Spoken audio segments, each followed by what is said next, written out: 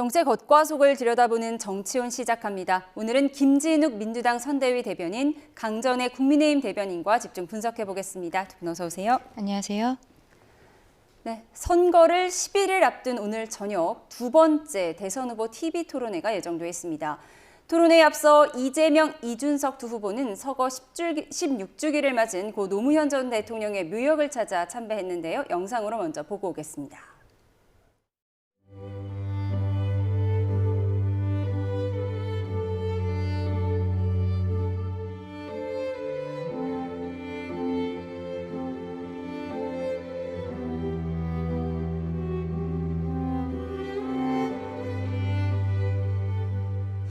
지금이 대한민국의 운명을 정하는 정말로 중요한 국면이라는 말씀 해주셨고, 또 국민의 뜻이 제대로 존중되는 제대로 된 나라 꼭 만들어야 되지 않겠냐, 큰 책임감을 가져달라, 이런 말씀 해주셨습니다.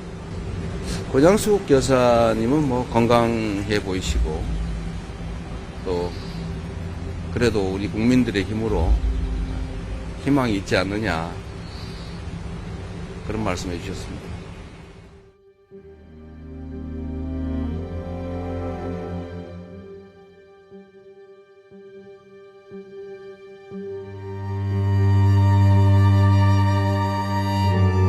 이번 대통령 선거를 치르면서 제가 노무현 대통령과 같은 소신 있는 정치를 하겠다는 이야기를 꾸준히 해왔습니다. 3당 합당을 하자는 주변의 이야기가 있을 때 주먹을 불끈 쥐고 이의 있습니다라고 외치던 그 모습, 그 외에도 어려운 지역구에 도전하는 것을 하나의 본인의 긴 여정 속에서 마다하지 않았던 그런 노무현 대통령의 모습, 제가 정치를 하면서 할 수 있다면은 계속 그 모습과 닮은 정치를 하고 싶습니다. 네, 오늘 이재명, 이준석 후보가 봉하마을을 찾았는데 두 후보 모두 노무현 정신을 잇겠다고 강조했습니다. 두 후보의 메시지, 대선 국면과 맞물려서 어디에 방점이 있다고 보세요? 네, 오늘 노무현 전 대통령의 서거 16주기를 맞이해서 아마 그 이재명 후보가 말씀하고 싶었던 내용들은 이 반칙과 특권의 시대를 끝내고 또 참여와 통합의 새로운 대한민국을 만들어 가겠다라고 하셨던 노무현 전 대통령의 유지를 잘 받들겠다, 이런 측면에 이제 말씀이 있으셨던 것 같고요. 특히 지난 12.3 비상계엄 이 상황에 의해서 윤석열 전 대통령이 파면에 이르게 되었고, 그로 인해서 치러지는 이번 대선, 또 이 12.3 비상계엄이라는 것이 우리의 민주주의와 헌정 질서를 파괴하려고 했던 그런 시도였는데, 그 비세혁명이라는 우리 국민들의 참여에 의해서 막아졌고, 그것이 이번에 이런 대선으로까지 이어지게 된 거 아니겠습니까? 이런 과정들 속에서 헌정 질서를 회복하고 국난을 극복해야 한다. 그리고 김대중, 노무현, 또 문재인에 이은 네 번째 민주정부를 만들어서 이번에는 반드시 국민 주권정부를 만들어 달라라는 그런 그 부탁의 말씀에 대해서 무거운 책임감을 느끼고 있다, 이렇게 이제 말씀을 하신 것 같습니다. 예. 이재명 후보와 권양숙 여사의 오찬도 있었고요. 또 이 자리에서 문 전 대통령과의 만남도 성사가 됐다고 합니다. 아무래도 대선 후보 선출 이후에 처음으로 만나게 된 건데, 이 대선 국면에서 전직 대통령 또 그리고 영부인과의 만남이 어떤 중요한 의미를 갖는 거죠? 일단 민주당 내에서의 비명계 세력을 끌어안겠다, 이러한 이미지를 만드는 데 있어서는 오늘 같은 자리가 가장 좋은 내용이겠죠. 그리고 이재명 대표가 오늘 또 눈물을 흘리는 모습을 보였는데, 여기에 대해서는 진실일 것이다라고 받아들이고 싶습니다. 다만 지금 그렇다면 노무현 정신이 무엇인가에 대해서 생각을 해봐야 될 것 같은데, 최근에 회자되고 있는 영상이 있습니다. 정치가 법 위에 있지 않다. 후보 역시도 법 위에 있지 않다. 이런 말씀하셨던 영상이 최근 다시 돌고 있거든요. 이게 왜 돌고 있을까요? 민주당이 지금 보여주고 있는 모습이 김대중 노무현 정신을 잇겠다라고 하는 것에 맞는 것인지, 혹은 이재명 대표, 이재명 후보 한 명을 위한 위인설법을 하고 있는 것이 아닌지 오늘 같은 날 다시 한번 생각해 봐야 되지 않을까라고도 생각합니다. 예, 후보 역시 법 위에 있지 않다라는 정신을 되새겨야 한다라고 말씀을 주셨어요. 글쎄요, 지금 이 이재명 후보를 자꾸만 이렇게 법 위에서 군림하는 것처럼 그렇게 프레임을 씌우시는데 이재명 후보나 노무현 전 대통령이나 지금 검찰의 무리한 기소, 무리한 그 수사 이 과정들 속에서 상당히 많은 탄압을 받고 있었다라는 것은 아마 국민들께서 다들 알고 계실 것이고 특히 오늘 같은 날은 노무현 전 대통령의 서거일 아닙니까? 그렇다면 이 노무현 전 대통령이 어떤 그 상황들 속에서 이 오늘의 이런 비극적인 날을 맞게 됐는가? 그 과정 속에서 검찰은 정말로 아무런 잘못이 없는가? 그런 부분들을 한번 좀 따져봐 주셨으면 좋겠다라는 생각이 들고 이재명 후보 역시 지금 이재명 후보가 법을 위반해서 한 것이 아무것도 없습니다. 오히려 더 법에 적극적으로 충실히 또 수사받고 조사받았고 그리고 또 법에서 그 규정한 그런 재판 절차에 충실하게 응하고 있었던 상황들 속에서 오늘에 와 있는 겁니다. 그렇기 때문에 마치 이재명 후보가 법 위에 군림하면서 아무것 본인을 위해서 모든 것이 새롭게 바뀌어가는 것처럼 그리고 모든 법이 이재명 한 사람을 감싸기 위해서 만들어지는 것처럼 이렇게 말씀하시는 건 이걸 듣고 계시는 국민들께서 또 대단히 또 크게 오해할 수도 있는 부분이 있기 때문에 이런 부분들은 좀 바로 잡아야 될 부분이 있다 이렇게 생각합니다. 예, 노무현 전 대통령 서거 16주기를 맞은 봉하마을의 장면을 보고 오셨습니다. 이제 본격적으로 대선 국면을 짚어보도록 하겠습니다. 최근 여론조사에서 이재명 후보의 지지율은 하락한 반면 김문수, 이준석 후보는 상승세를 보였습니다. 그래픽과 함께 지지율 추이를 살펴보겠습니다. 네, 먼저 오늘 나온 갤럽 여론조사입니다. 민주당 이재명 후보 45%로 여전히 선두지만 한 주 전보다는 6%포인트가 빠져 과반을 밑돌았습니다. 반면 국민의힘 김문수 후보는 36%로 7%포인트 상승해 이 후보와의 격차가 22%포인트에서 9%포인트로 줄었습니다. 개혁신당 이준석 후보도 2%포인트 올라서 10% 두 자릿수를 기록했습니다. 김문수, 이준석 후보의 지지율을 단순히 합치면 46%가 되는데요. 그러면 이재명 후보 지지율보다 1%포인트가 높은 수치가 나옵니다. 이어서 어제 나온 조사도 몇 개 보겠습니다. 전국 지표조사 NBS입니다. 이재명 후보의 지지율이 46%, 김문수 후보 32%, 이준석 후보 10%로 나타났습니다. 김문수, 이준석 두 후보의 지지율을 단순히 합산하면 42%로 이재명 후보보다 4%포인트 낮은 수치를 보이고 있습니다. 같은 날 나온 리얼미터 여론조사에서는 이재명 후보가 48.1%, 김문수 후보 38.6%, 이준석 후보 9.4%를 기록했는데요. 김문수, 이준석 후보의 지지율을 합친 수치가 48%로 나와서 이재명 후보의 지지율과 거의 차이가 없었습니다. 네, 조기 대선을 앞두고 마지막으로 실시된 갤럽 여론조사인데요. 이재명, 김문수 두 후보의 격차가 22%포인트에서 9%로 줄었습니다. 국민의힘에서는 어떤 이유 때문이라고 보세요? 일단은 저희가 단일화 과정에서 굉장히 많은 표들을 잃었었다라고 생각을 합니다. 그런데 그 이후에 어쨌든 홍준표 시장께서도 특사단을 만나고 이재명에 대해서 지지할 일은 없다라는 거 명확히 선을 그어주셨고요. 그리고 한동훈 전 대표 같은 경우에도 현재 부산에서부터 서울로 올라오는 일정들을 소화하면서 실제로 본인이 유세장에 나오고 있습니다. 말하자면 원팀이 되어가는 모습들 그리고 이제 좀 안정이 되다 보니까 정책적인 이야기들도 말씀을 드리고 있는 상황이거든요. 근데 민주당 같은 경우에는 실상 어떻게 보면 지난 대선 바로 다음 날부터 이재명 대표의 선대위로서 당이 활동을 해왔었기 때문에 최근에는 새로운 것들이 나오는 것은 없고 오히려 120원 커피 원가라든지 그리고 호텔 경제학 이런 것들이 계속적으로 이슈가 되고 있는데 이재명 대표가 여기에 대해서 좀 오해가 있었다. 여기에 대해 풀어야 한다라고 하면서 좀 설명하고 사과하는 모습을 보였어야 됐다고 저는 생각합니다만 그렇지 않고 오히려 이해하지 못하는 사람이 바보 아니냐 이런 형태로 이야기하는 것들이 특히 중도층 표심에 있어서는 민주당에게 이들이 지금 지난번 비상계엄에 있어서도 전행했었던 그것들이 헌법재판소 결정문에도 있었지 이렇게 계속적으로 줄타넥하고 그리고 법안을 이런 형태로 이재명을 구하기 위해서 발의하고 이런 좀 뭐랄까요 고압적인 자세들을 유권자들로 하여금 다시 생각하게 하는 모습을 최근 민주당과 이재명 대표 스스로가 보여주고 있는 거예요. 그래서 중도층이 좀 이재명 대표에게서 약간 마음이 떠나시고 저희들로서는 지금 핵심 지지층들이 다시 모으고 있는, 결집하고 있는 이런 형태가 아닌가라고 생각합니다. 예, 이재명 후보 여전히 선두를 달리고는 있지만 어쨌든 한 주 전보다 6%포인트가 하락했기 때문에 민주당에서도 이제 심층적으로 분석을 하고 있을 것 같습니다.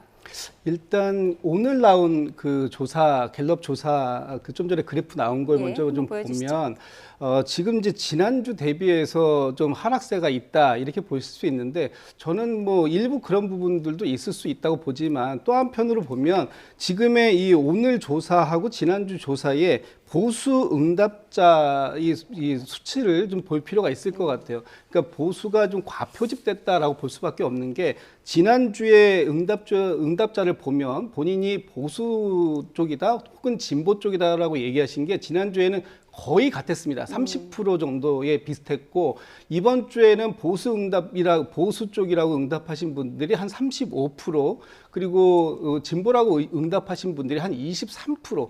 따라서 이 보수 쪽이라고 응답하신 분들이 좀 과표집되어 있었던 부분이 분명히 있었기 때문에 오늘 그 갤럽 조사를 지난주 거하고 단순 대비하는 것은 이런 부분들을 조금 더 주의 깊게 한번 내실을 볼 필요가 있다라는 걸 말씀드리고 전체적으로 그 지금 보수의 결집도는 꽤 이루어지고 있다라고 보여집니다. 그 이유 중에 이제 가장 큰 게 아무래도 윤석열 전 대통령이 탈당을 하면서 어쨌든 국민의힘과 어느 정도의 선을 그어주는 듯한 모습을 일단 연출이라도 좀 해주셨다. 예. 그런 부분들이 일단 효과를 봤던 것 같고요.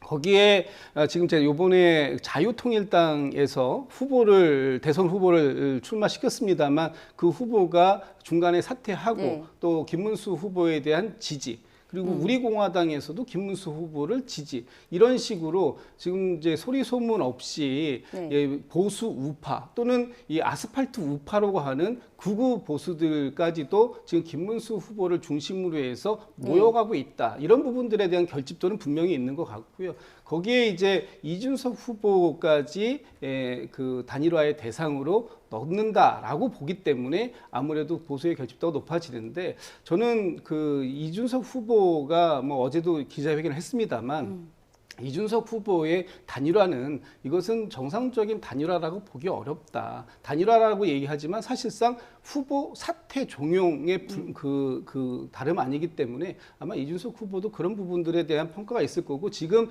여론을 보고 계시는 많은 그 국민들께서도 이런 부분까지 종합적으로 지금 보고 계실 것이다 이렇게 보고 있습니다. 그러니까 윤 전 대통령 탈당으로 중도층 공략에 어느 정도 효과가 있었고 또 반면에 자유통일당 구주화 후보가 사퇴하면서 그 부분의 지지세가 또 국민의힘으로 갔을 수 있다라는 분석을 해주셨습니다.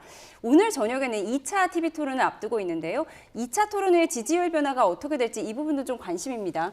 그렇죠. 제가 조금 아까 이재명 대표가 중도층 지지를 좀 잃어가고 있는 것이 아니냐라고 말씀드리면서 커피 원가 120원이라든지 뭐 호텔 경제학 이런 것들 이 이론 자체도 좀 문제가 있습니다만 여기에 대응을 하고 있는 이재명 대표의 모습 너무 강압적으로 보이는 것들이 있거든요. 그런 것들이 계속 지적이 되고 있기 때문에 오늘 저녁 토론에서는 어떠한 태도를 보이실지 그게 굉장히 좀 관심이 집중된다라고 생각합니다.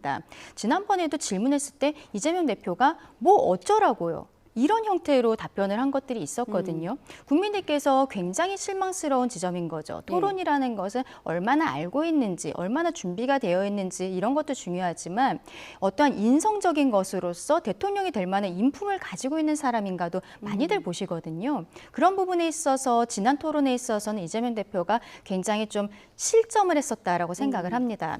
오늘 만약에 비슷한 상황이 계속 이어진다면 특히 오늘 사회 분야이기 때문에 아마 경제라든지 그리고 정치 이런 것들도 합쳐진 내용들이 많이 들어올 것이라고 생각하는데 이재명 대표는 지금까지 이야기한 부분들이 국민의힘이나 지난번 이준석 대표도 질문을 했을 때 제대로 대답을 못했어요. AI 100조 원 이거 만들어서 뭐 하겠습니까? 3가지 계획을 말씀해 주세요라고 했을 때 아무것도 없는 거예요. 그리고 미국과의 관계, 중국과의 관계 이런 것들을 물어봤을 때도 왜 이렇게 극단적이십니까? 잘하면 되죠. 그러니까 구체적으로 어떻게 잘하겠다는 거냐 했을 때 아무런 내용들이 없는 거죠. 오늘 만약에 이런 형태로 다시 한번 이재명 대표가 이 토론에 나오게 된다면 저는 중도층 지지는 굉장히 많이 빠질 거라고 생각해요. 그리고 저희가 오늘 아까 봤었던 갤럽 조사에 있어서 김문수 후보가 올라간 것이 저는 기존 지지층들이 다시 결합하고 있다라고 말씀드렸는데 윤석열 전 대통령이 탈당했던 이슈도 있고 그리고 비상계엄에 대해서 후보 스스로도 굉장히 사과하는 메시지를 2차례 정도 나간 바가 있습니다. 그리고 저희가 지금 중도 확장적인 메시지들과 정책들을 많이 준비를 하고 있기 때문에 오늘 토론회에서 저희 김문수 후보가 선방하게 된다면 이런 부분까지도 추가가 되어서 중도층의 마음도 저희가 가져올 수 있게 되지 않을까라고 생각합니다. 예, 이재명 후보의 1차 토론에서의 강압적인 태도가 실점을 한 것이 아니냐 이렇게 분석을 해주셨는데 아무래도 1차 토론에서는 김문수, 이준석의 협공을 받았기 때문이다. 민주당 쪽에서는 또 뭐 이런 해명을 내놓을 수 있을 것 같아요. 네, 뭐 그런 부분들을 해명이라기보다는 뭐 그 지금 시청하셨던 국민들께서 뭐 평가를 하셨을 것 같고요. 저는 강압적인 태도이다라고 뭐 그렇게 생각되는 부분 별로 없었어요. 왜냐하면 지금 그 이준석 후보가 이재명 후보에게 질문을 하는 방식이 상당히 이건 뭐 토론회를 위한 질문이 아니고 본인이 말하고 규정 짓고 넘어가는 뭐 이런 식의 방식은 이건 뭐 양쪽이 대화하고 토론의 방식은 아니었다라고 보는데 오늘도 뭐 여전히 또 그런 방식을 취하실지 모르겠습니다만 어쨌든 지난 1차 토론을 제가 잠깐 이렇게 평가를 해보면 그 중에 4분이 출마를 그 토론에 나오셨는데 그 중에 이재명 후보만 후보자 같았고 다른 3분은 패널 같았다. 그 얘기는 뭐냐 하면 본인들이 후보로서 내놓은 주장 그리고 그것에 대해서 객관적인 평가 이런 부분들을 받기보다는 이재명 후보 한 사람에게 질문하고 답변을 듣기를 원하는 이런 방식이었다. 그렇다면 오늘도 만약에 그런 식이 된다면 이 토론회를 통해서 본인들의 공약을 설명드리고 또 상대방의 공약과 내 공약의 다른 점과 또 상대방 공약의 허점이라든지 이런 부분들을 검증할 수 있는 시간은 또 오늘도 없는 건 아닌가 이런 좀 생각이 들어서 오늘만큼은 국민들께 본인들이 갖고 있는 공약을 충실하게 얘기하고 상대의 공약과 나의 공약에 어떤 점이 다르고 내 공약은 새로운 대한민국의 어떤 방식으로 전달될 수 있겠는가 하는 부분에 대한 명확한 좀 설명이 좀 있었으면 좋겠다 이런 말씀 오늘 드리고 저녁 8시입니다. 2차 TV 토론 4명의 후보가 어떤 정책 경쟁을 펼칠지 지켜보겠습니다. 이런 가운데 이준석 개혁신당 후보는 어제 긴급 기자회견을 열고 투표 용지에 기호 4번 개혁신당 이준석의 이름이 있을 거라며 완주 의사를 분명히 했죠. 정치권에서는 이 후보의 이 의지를 어떻게 보고 있을까요? 듣고 오시죠. 진짜 정치는 죽어있는 게 아니라 살아있는 생물이더라고요. 끝까지 가봐야지 끝난 것이지 지금 현재도 저는 우리 국민의힘은 문을 열어놓고 기다리고 있고 이준석 후보님도 사실 가장 아픈 선택이 나중에 봐보면 가장 위대한 선택이 될 수 있다고 봅니다. 그래서 진짜 승부는 마지막 날이 결정된다. 골든타임은 저는 선거 마지막 날까지가 마지막 날 저녁까지가 된다고 봅니다. 변수라기보다는 상수라고 보고요. 저는 뭐 당연히 시도할 것이라고 보고 그리고 기대를 할 것이라고 보고 결과는 근데 기대와는 다르게 성공을 못할 것이다. 단일화, 그러니까 야합 단일화가 돼도 그것이 판을 뒤집지 못할 것이다 이렇게 봅니다. 김문수 후보 측의 시도만으로 되는 것은 아니고 이준석 후보 측도 맞장구가 있어야 결과가 나오는 거겠죠. 이준석 후보 쪽도 저는 내심은 99% 단일화 야합 쪽에 있다고 봅니다. 이준석 후보는 미래를 바라보는 정치인입니다. 여기에서 좋은 국민에게 이미지를 남기고 특히 그의 메시지가 구정치인하고 달리 좋아야 됩니다. 어떤 경우에도 단일화는 없다. 만약 그렇게 단일화를 원한다고 하면은 김문수 후보가 이준석 후보에게 단일화해주는 경우를 제외하고는 단일화는 없습니다. 네, 어제 아침에 전화 수신 차단하겠다고 선언한 이준석 후보. 저녁에는 긴급 기자회견까지 열어서 기호 4번 이준석이 투표용지에 분명하게 찍혀 있을 거다. 이렇게 다시 한번 강조했습니다. 이제 나한테 더 이상 단일화 얘기하지 마. 이렇게 쐐기를 박은 걸까요? 아니면 다른 속내가 있는 걸까요? 일단은 오늘 아까 갤럽 조사도 보고 다른 회사의 조사도 봤습니다만 10% 정도 나오는 수치들이 나오고 있어요. 지금까지 한 7, 8% 정도에 머물러 있다가 이게 의미가 왜 있냐면 10%를 넘어가게 됐을 때는 선거 비용을 반을 보전을 받게 됩니다. 그리고 15%가 넘어갔을 때는 전액을 보전받게 되는데 개혁신당 같은 경우에는 창당한 지 그렇게 오래되지 않았기 때문에 비용적인 부분들도 많이 신경이 쓰일 거라고 봐요. 그런데 이제 어쨌든 이재명과 민주당만은 막아야 한다. 이거는 지금 뭐 김문수 후보라든지 그리고 이준석 후보 모두가 공유하고 있는 생각입니다. 그런데 이준석 후보는 말하자면은 내란 세력이라는 표현을 쓰면서 윤석열 전 대통령과의 관계가 지금 우리 국민의힘은 완전히 절연이 되지 않았기 때문에 함께할 수 없다라는 이야기를 하는 거죠. 김문수 후보가 본인 입으로 비상계엄에 대해서는 2차례 정도 사과를 했습니다만 김용태 비대위원장과는 달리 본인 입으로 윤석열 전 대통령에 대해서 딱 잘라내는 이제 워딩이 나온 것은 실제로 없는 것이 사실이거든요. 그렇다면은 만약에 여기에 있어서 김문수 후보가 그런 전향적인 입장을 본인 입으로서 낸다면 이준석 후보에게도 어떤 명분을 저는 줄 수 있을 것이라고 생각을 하고요. 그러면은 지금 뭐 올라가고 있는 수치가 오늘 한국갤럽도 두 후보를 합쳤을 때 이재명 후보를 이길 수 있는 뭐 수치상으로 그러한 수치가 나오고 있기 때문에 더 적극적으로 할 수 있게 되지 않을까. 결과적으로는 지금 김문수 후보가 보여주는 태도라든지 이런 것들을 보고 이준석 후보 측에서 조금 더 숙고의 시간을 갖게 되지 않을까라고 생각합니다. 예, 김재원 비서실장은 강한 부정은 강한 긍정이라고 했고요. 이정현 위원장은 선거 전날까지도 단일화 가능성은 열려 있다 이렇게 얘기를 했습니다. 그러니까 국민의힘 쪽에서는 단일화를 원하기 때문에 또 이런 메시지를 낼 수 있지만 주목이 가는 거는 민주당 입장입니다. 지금 이재명 후보도 내란 세력과 결국 단일화에 나설 거다 이런 전망을 내놨고요. 김민석 의원도 비슷한 얘기를 했습니다. 단일화는 변수가 아닌 상수다라고 했는데요. 민주당에서 종종 이런 입장을 내는 이유는 뭔가요?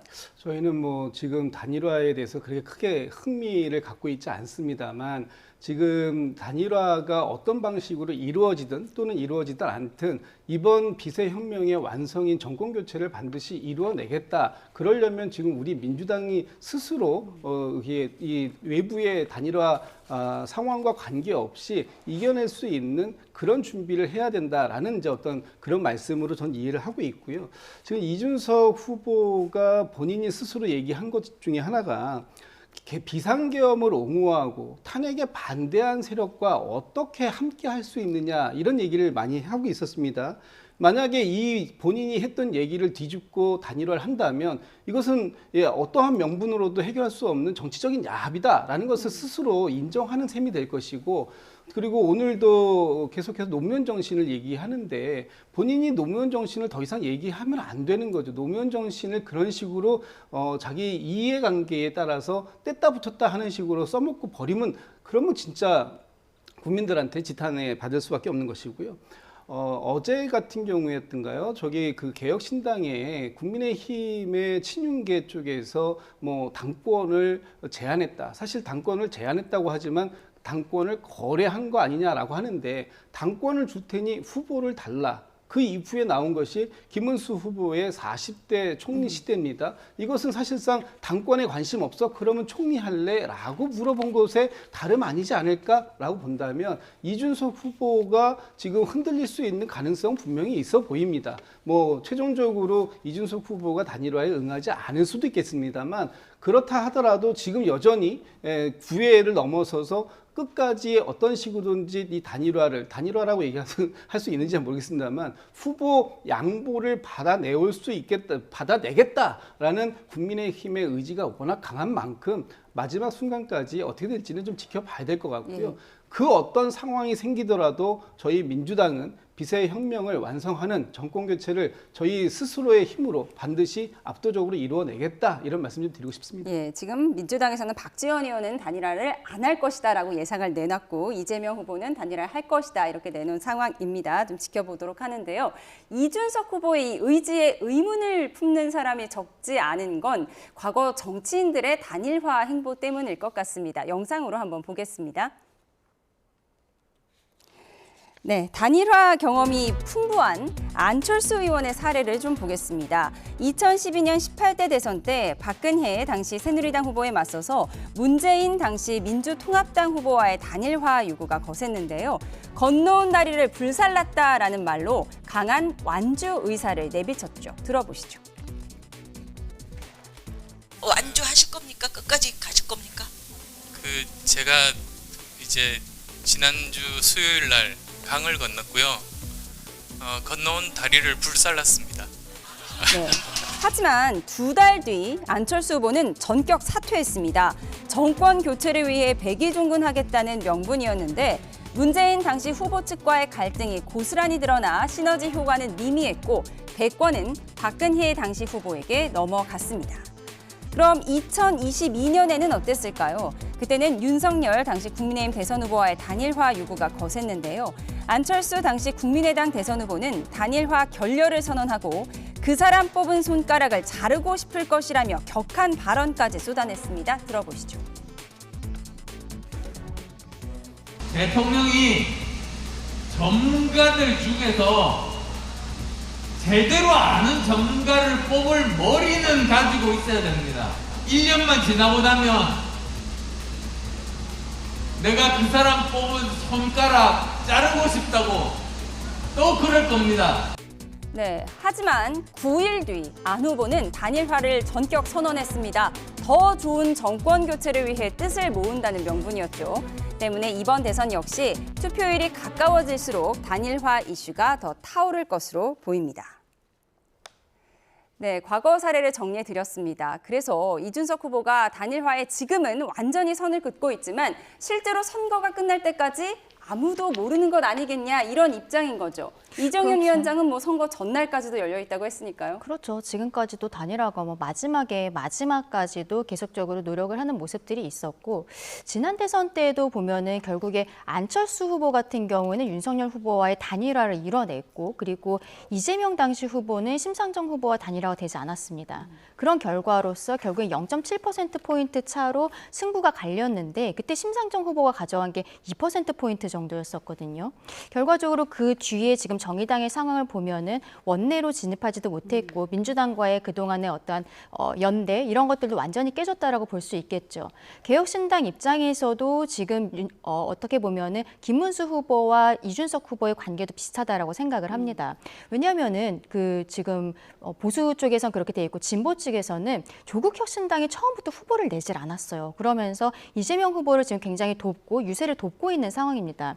만약에 여기에서 오늘 한국갤럽의 결과처럼 이 두 후보가 끝까지 단일화를 하지 않고 결과가 나왔을 때 만약에 합쳤을 때 이재명을 이길 수 있었다라는 수치가 나왔을 때 지금 이준석 후보 같은 경우에는 본인이 보수의 적장자다라는 이야기도 하고 있는데 과연 그렇게 될 수 있을지 2030 청년들이라든지 본인의 핵심 지지층들은 단일화를 지금도 전혀 원하지 않을 것이라고 생각합니다. 작년 총선 과정에서 이낙연 전 대표 측과의 단일화 과정에 굉장히 잡음이 많았고 결과적으로는 깨지지 않았습니까? 이런 상황들을 봤을 때는 이준석 후보는 또 젊고 끝까지 가고 싶은 마음이 정말로 있을 것이라고 생각하지만 어떠한 보수로서의 정체성이라든지 당의 앞으로의 지속 가능성 이런 것들을 보았을 때는 개인의 욕심을 넘어선 선택도 필요하게 되지 않을까라고 보입니다. 예, 어제 이준석 후보는 투표용지에 기호 4번 네. 이준석의 이름이 분명히 있을 거다라고 했습니다. 근데 지난 대선 때 안철수 후보의 이름이 찍혀 있었던 건가요? 투표용지에? 제 기억으로는 찍혀 있었던 것 같은데 지금 정확히 기억이 나지는 않습니다. 네, 이준석 후보와 한때 가까웠던 허은하 전 대표. 이준석이 진짜 하기 싫었다면 무반은 했을 것이다 이런 전망을 내놨습니다. 물론 두 사람은 정치적 앙금이 있는 사이죠. 그렇습니다. 그러나 또 정치적 앙금과 관계없이 그만큼 오랫동안 함께 했었기 때문에 상대에 대해서 누구보다 잘 알 수 있는 관계이기도 합니다.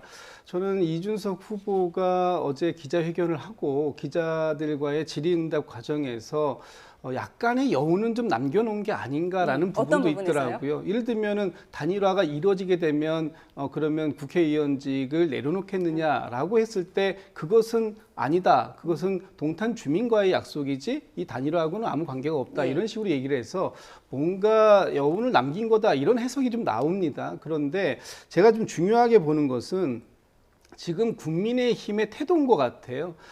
국민의힘이 만약에 이번 대선에서 패배하게 되면 그 책임은 이준석에게 있다. 지금 이런 쪽으로 계속해서 프레임을 몰아가고 있는 중인데, 저는 제가 뭐 이준석 후보를 별론해줄 입장은 아닙니다만, 만약에 지금의 이 대선 국면에서 국민의힘이 패배한다면 그것은 이준석 때문이 아니라 국민의힘 자신에게 있는 것이다. 지난 12.3 비상겸이 있었을 때 이 부분에 대해서 명확하게 사과하고 반성하고 그 이후에 윤석열 전 대통령과의 관계를 확실하게 끊어내지 못한 그런 원죄의 책임은 국민의힘에게 있는 것이고, 그런 국민의힘에서 다시 지금 비상계엄을 일으킨 내란 세력이 또다시 정권을 이어서 가겠다라고 하는 것을 일반 국민들께서 용납하실 수 있겠는가? 본인들의 책임을 이준석 후보에게 전가하려고 하는 건 아닌가? 뭐 이런 쪽으로도 국민들께서 생각하실 수 있을 것 같아서, 이준석 후보는 오히려 본인이 얘기한 대로 지금 본인의 어떤 소신을 지키고 또 향후에 있을 이 보수발 정계 개편에서 본인의 역할, 중심론 이런 것들을 가져가기 위해서라도 지금 단단하게 심지를 내리고 뿌리를 내리는 것이 더 중요한 때가 아닌가, 이렇게 생각할 수도 있겠다라는 생각이 듭니다. 예, 꺼지지 않는 단일화의 불씨. 이런 가운데 이준석 후보 측에서 차기 당권을 대가로 국민의힘이 단일화를 제안했다는 주장까지 나왔었죠. 이 같은 주장을 제기한 당사자가 오늘 라디오 인터뷰에 나왔는데요. 이어서 듣고 오시죠. 대선을 이기기가 쉽지 않다고 생각하고 국민의힘에서 보니까, 그러면서 나중에 우리는 단일화 이렇게 해가지고 단일화 안 해가지고 이준석 때문에 진 거야라는 책임 떠넘기기 차원 이런 게 하나 있는 것 같고, 그런 일은 이제 없지만은 단일화를 하겠다고 들어왔을 경우에 그러면은 당권, 자기들은 이제 대통령 후보직은 절대 포기 안 하고 한동훈의 대항마로서 어떻게 보면은 쓸 수가 있겠다, 뭐 이런 생각을 하고 있는 것 같더라고. 지금 대선 선거운동을 하는 게 아니고 국민의힘은 지금 어떻게 보면 전당대회 예고편을 찍고 있다. 네, 자신은 정작 당권 제안을 받은 적 없다면서 관련 사실을 부인한 이준석 후보. 다만 국민의힘의 단일화 요청에 무한한 모욕감을 느꼈다며 3년 전 당대표에서 물러났던 아픈 기억을 떠올렸는데요. 들어보시죠. 핸드폰에서 문자 메시지함을 올릴 때마다 무한한 모욕감을 느낍니다. 저한테 2022년도에 상스러운 욕으로 문자를 날리던 분들이 그 문자가 지워지지 않은 상태에서 2023년에는 저에게 자살 종용하던 분들이 2025년에는 저에게 읍소하고 있습니다. 그리고 며칠 지나니까 저에게 협박을 하고 있습니다. 네, 그런데 김문수 후보 캠프 측은 당권 거래라는 것 자체가 불가능한 시나리오라고 맞받았습니다. 듣고 오시죠. 당권이라는 것 자체가 국민의힘의 당원과 일반 국민의 그 선택에 의해서 결정이 되는 것이고, 지금 이른바 친문 인사라는 분이 누구인지는 몰라도 그 정도 능력이 있는 분이면 도대체 당권을 자기가 어떻게 이준석 후보에게 줄 수가 있다는 말입니까? 이 내용이 사실일까라는 점에 대해서 강한 의심이 들고요. 설사 그런 말이 있었다 하더라도 그것은 그런 말을 한 사람 자체가 허무맹랑한 사람이기 때문에 이것은 이런 논란 자체가 의미가 없는 일이라고 생각합니다. 네, 선거를 10여일 앞두고 나온 국민의힘 내의 당권 거래설. 개혁신당 이동훈 공보단장은 대선 운동이 아니라 전당대회 예고편을 찍고 있다며 작심 비판하고 있는데, 그러니까 한동훈 견제를 위해서 이준석을 대항마로 사용하고 있다라는 내용이에요. 국민의힘에서는 어떻게 보세요? 저는 이 기사를 보고 이준석 대표가 어쨌든 단일화에 열려 있구나라는 생각을 했습니다. 지금 이 이야기를 공보단장의 입으로서 나간 것이고, 그리고 이준석 후보 같은 경우에는 본인이 기자회견을 통해서 단일화 절대 없다라고 이야기를 하고 있어요. 근데 이게 투트랙으로 가고 있는 게 아닌지 이런 좀 의심이 드는 부분이 만약에 정말로 단일화에 대한 관심이 없다면 이러한 이야기를 언론에 할 필요조차도 없는 것이고 그리고 심지어 당권 이야기를 하고 있단 말이죠. 그러면은 단순한 후보 단일화를 넘어서서 합당까지도 생각을 할 수밖에 없는 부분이잖아요. 그러면 다음번 전당대회에 있어서 한동훈과 이준석 이거 재미있겠네 이런 형태의 프레임들이 계속 만들어지고 언론에서 이런 것들이 양상이 되면 지금 문제는 여기에 대해 한동훈 또 전 대표가 반응을 하고 있다라는 것이죠. 한동훈 전 대표와 그 측근들이 SNS를 통해서 굉장히 좀 분노의 감정들을 드러내고 있고 한동훈 전 대표는 심지어 유세장에서도 김문수 후보를 지지해 주십시오라고 이야기하는 것이 아니라 지금 뭐 당의 다른 사람들에 대해서 비난하는 이야기들을 하고 있습니다. 이게 저는 이준석 후보 측에서 원한 것이 아닌가라고 생각을 해요. 단일화에 대해서도 여러 가지 생각을 하고 있지만 이러한 좀 당내에 혼란이 다시 생기게 된다면 저희가 오늘 갤럽 조사에서 좀 올라온 부분들이 있었지만 그 전에 좀 힘들었던 게 당내 정리가 안 됐었던 거거든요. 지금 다시 그러한 조짐들이 살짝 보이고 있는 것도 사실입니다. 이거를 노리고서는 이준석 대표와 그리고 이동훈 공보단장이 이렇게 투트랙으로서 언론을 흔들고 있는 것이 아닌가. 근데 여기에 대해 저희 당의 단일 대우로서 대응을 해야 되는데 그게 지금 좀 한동훈 전 대표 측에서 되지 않고 있는 것 같아서 안타깝다라고 생각합니다. 예, 뭐 배현진 의원은 당근 거래도 아니고 당권 거래가 말이 되느냐 뭐 이런 반박을 내놓기도 근데 했었는데 거기에 대해서 잠깐 말씀드리면 아까 김재원 실장도 말씀하셨지만 당권이라는 거는 거래 자체가 불가능해요. 이게 왜냐하면 저희가 전당대회를 해서 그 뭐 국민과 당원들 거기에 대해서는 비율은 바꿀 수가 있겠습니다만 그렇게 해서 투표를 통해서 이게 선출이 되는 것인데 이게 어쨌든 한동훈 전 대표도 지지하는 분들이 그 단단하게 있는 것이고 그리고 다른 분들도 있는데 이게 뭐 친윤이란 세력 자체도 저는 지금은 이제 존재하지 않는다라고 보는데 이런 것들을 제안했다라고 이야기하는 것이 전혀 거래할 수 없는 대상을 거래하는 것처럼 이야기하고 있는 것이 아닌가라고도 생각합니다. 예, 개혁신당 공보단장의 주장이 맞다면 이런 얘기잖아요. 3년 전에 물러난 이준석보다 몇 달 전에 물러난 한동훈이 더 밉다. 이런 해석이 될 텐데요. 민주당에서는 어떻게 보고 계세요? 글쎄요. 지금 저희가 보기에도 일부 대선 선거 운동을 진행하고 있는 것인지 아니면 국민의힘의 전당대회용 선거 운동을 진행하고 있는 것인지 좀 애매모호한 불분명해 보이는 측면이 보이긴 보입니다. 예를 들면은 한동훈 전 대표가 지금 이제 지지 유세라고 해서 다니는데 그 광경에서 나오는 거 보면은 김문수 후보를 연호해달라고 아무리 얘기를 해도 한동훈의 연호가 나온단 말이죠. 그렇다면 지금 국민의힘의 대선 주자는 누구인가? 이런 부분들 또 한동훈 후보 전 대표가 다니면서 지금 무슨 운동을 하고 있는 거야? 전당대회용 선거 운동을 지금 계속해서 지금부터 벌써부터 하는 거야? 라는 것이 지금 당 내에서 나오는 비판이에요. 그런 비판에 오히려 이준석 후보를 끌고 들어와서 이 제의식으로 마치 이준석 후보로 한동훈 전 대표를 견제하려고 하는 그런 모습으로 보이기 때문에 이준석 그 후보 입장에서 보면 상당히 모욕감을 느끼거나 기분이 나쁠 수도 있겠다. 왜 본인을 가지고 이 당내의 문제를 그리고 좀 전에 친윤계가 없어졌다라고 사실상 없다라고 하시는데 진짜 없을까요? 여전히 당의 주류 세력인 친윤이고 윤석열 전 대통령은 자진 탈당의 형식을 취하긴 했습니다만 여전히 당과 상당히 깊은 인연을 가지고 있다고 보는 것이 합리적인 추론이라고 본다면 지금의 이 과정들 속에서 과연 한동훈 전 대표 또는 이준석 후보 그리고 또 다른 친윤계 이 사이에선 과연 어떤 일들이 벌어지고 있는지 국민들께서는 매우 궁금해하시는 것이고요. 그것이 만약에 거래 관계로서 이루어진다면 이것은 굉장히 위험한 겁니다. 공직선거법 232조를 정면으로 위반하는 상황이 될 수도 있고요. 민주당에서 고발 조치를 어제 하신 거죠? 네, 그렇습니다. 저는 했다고 들었는데요. 정확하게 했는지는 다시 한번 확인이 필요합니다만 이 부분에 대해서는 만약에 이것이 맞다면 추악한 거래다 이렇게 얘기할 수밖에 없습니다. 예. 대선일이 다가오면서 유세 경쟁이 치열해지고 있는데요. 조금 유쾌한 화면을 좀 보여드리겠습니다. 화면 주시죠. 네, 어제 이재명 후보의 제주 유세입니다. 강금실 선대위원장과 민주당 제주 현역 의원들이 선거운동원들과 함께 율동하면서 분위기를 띄웠고요. 연예인도 공개 지지로 힘을 실었습니다. 듣고 오시죠. 제가 원래는 3년 전에도 이재명 후보를 지지했었고 그러고 나서 이제 욕도 많이 먹었고 밥줄 끊겨도 이재명 후보를 지지하겠습니다.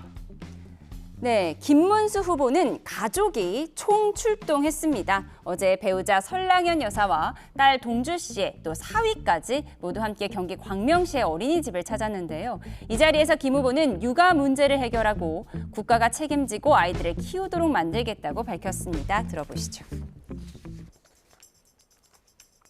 정말 우리가 그 아이들에 대한 하나하나 애정과 사랑을 갖고 잘 키워질 수 있도록 우리 선생님들께 부탁드리고 싶어요. 네, 김문수 후보 선대위 관계자는 설 씨는 단순히 배우자가 아닌 정치적 동지다. 이렇게 강조를 하고 있습니다. 그러니까 캠페인에 동행하는 모습도 자주 포착이 됐는데요. 이 부분을 강점으로 두는 것 같습니다. 그렇죠. 그리고 뭐 배우자의 역할에 대해서 뭐 선출되지 않은 권력이다 이런 이야기들도 있습니다만 어떻게 보면은 윤석열 정부가 3년으로 조기 종식되는 데 있어서 김건희 여사에 대한 검증, 조사, 뭐 수사, 특검 이런 것들을 민주당이 3년 내내 공세를 해왔던 것은 사실이거든요. 그것이 이 정권이 조기 종식하는 데 큰 부분을 차지했었다라고 생각을 합니다. 바로 그러한 지점에 있어서 반성하는 보수로서 배우자에 대해서도 검증을 해야 되는 것이 아니냐라고 저희 김용태 비대위원장이 제안을 했던 것이고 처음에는 TV토론 형태로 제안을 했었지만 다음 날에는 TV토론이란 형식이 꼭 중요한 것은 아니다. 다만 여기에 대해서 화답해달라라고 한 것이죠. 그것을 넘어서서 22대 지금 국회에서 영부인과 관련한 법안을 통과를 시켜서 예산이라든지 뭐 인력이라든지 이런 것들을 투명하게 관리하겠다. 이런 것들도 이미 저희가 제안을 한 바가 있습니다. 근데 김혜경 씨 같은 경우에는 지난 대선의 후보자 배우자였을 때는 굉장히 열심히 다녔어요. 그러면서 뭐 이재명 대표와 산타 옷을 입고 같이 춤을 추는 뭐 영상 같은 것들도 있었고 언론 인터뷰에도 굉장히 열심히 응했었던 기억들 많이들 갖고 계실 겁니다. 근데 그 이후에 결과적으로는 본인도 뭐 수사와 재판을 받고 있는 부분들이 있었기 때문에 이번에는 조용한 내조로서 뭐 종교 행사라든지 봉사활동 이런 것들에 주력을 하고 있는 것으로 보이는데 국민들께서는 이제는 배우자에 대해서도 검증해야 된다는 생각들 강하게 하고 계실 것이라 생각하거든요. 그리고 김혜경 씨도 공직선거법 150만 원 형이 나온 것에 대해서 억울하다고 생각했기 때문에 대법원에 상고를 한 것이고 경기도 법인카드를 가지고 뭐 과일을 수천만 원어치 먹고 생활비, 뭐 세탁비라든지 이런 것들도 다 썼던 거 아니냐라는 의혹도 검찰에서 이재명 대표만 기소했어요. 그리고 김혜경 씨 같은 경우에는 기소유예 처분을 했는데 기소유예 처분은 죄가 있다라고 판단은 되지만 기소하지는 않겠다, 봐주겠다라는 처분이거든요. 근데 김혜경 씨가 여기에 대해서 억울하다. 나는 기소유예가 아니라 무혐의를 받아야겠다라고 하면서 최근에 헌법소원을 제기를 한 바가 있습니다. 그러면 국민들 앞에 본인이 억울하다고 생각한 부분들 이야기할 수 있는 장을 마련해 드린 것이고 본인도 지난 22년 1월에는 언론과 인터뷰에서 가족 무한 검증해야 된다. 본인도 포함이다 이야기를 했었거든요. 여기에 대해서 당연히 받아야 되는 오히려 좋은 장이 아닌가 생각합니다. 예, 김혜경 여사 말씀하셨는데 극적인 공개 행보를 자제하는 조용한 유세를 벌이고 있습니다. 지난 대선 때와는 확실히 차이가 있다는 평가예요? 지금 이번 대선에서 저희가 잊으면 안 될 게 윤석열 전 대통령에 대한 그 부부에 대한 그런 평가, 심판 이런 부분들도 분명히 저는 의미를 담고 있다고 봅니다. 지난 3년 동안 국민의힘에서 김건희 씨에 대해서 어떻게 비호해 왔는지 그 부분에 대해서 늦게나마 김용태 비대위원장을 통해서 반성과 사과를 하신 부분은 평가를 합니다만 그 다음에 있을 책임이 빠졌다. 그 책임이라는 것이 뭡니까? 4번의 특검법을 부결시키는 데 앞장섰던 것이 지금의 국민의힘입니다. 그렇다면 이제 앞으로 김건희 씨에 대해서 지금 이렇게 미진하게 수사가 되고 있고 불기소 처분하면서 면죄부를 주었던 이런 부분들을 어떤 방식으로 해소해 나갈 것인가 하는 부분에 대해서 명확하게 입장을 밝혔어야 된다라는 부분을 저는 먼저 하나 지적을 하고요. 그런 부분들이 김혜경 여사에 대해서 활동은 비공개로 하지만 활동의 폭은 굉장히 열심히 더 많은 부분을 할 수 있도록 하겠다라는 부분을 지금 말씀드린 거고 지금 이제 그 김문수 후보의 배우자이신 설란영 여사에 대해서 뭐 그 좀 전에 동지라는 표현까지 쓰셨습니다. 그렇다면 앞으로 김문수 후보는 이 배우자를 어느 선까지 활동을 담보하실 것인가 이런 부분들에 대해서 명확히 입장을 좀 밝혀주셔야 되는 게 아닌가. 두 분에 대한 검증은 언론도 많이 지금 하고 있더라고요. 그런 과정들을 통해서 얼마든지 볼 수 있는데 단지 지금 뭐 법인카드 150만 원에 대해 좀 전에 법인카드 사용 내역해가지고 선거법 위반 뭐 150만 원 관련 그거 검증 하나 하자고 지금 이 검증을 얘기하시는 건 아닐 거 아니에요. 그렇다면 어떤 부분을 어떻게 하겠다라는 건지 좀 구체적으로 말씀 주시면 되고 그와 관련된 설란영 여사의 입장도 명확하게 좀 얘기해 주시면 좋겠다 이런 말씀 드립니다. 예, 김혜경, 설란영 두 후보 배우자의 유세 모습까지 비교해봤습니다. 정치원 여기서 줄이겠습니다. 지금까지 김진욱 민주당 선대위 대변인, 강전의 국민의힘 대변인과 함께했습니다. 고맙습니다.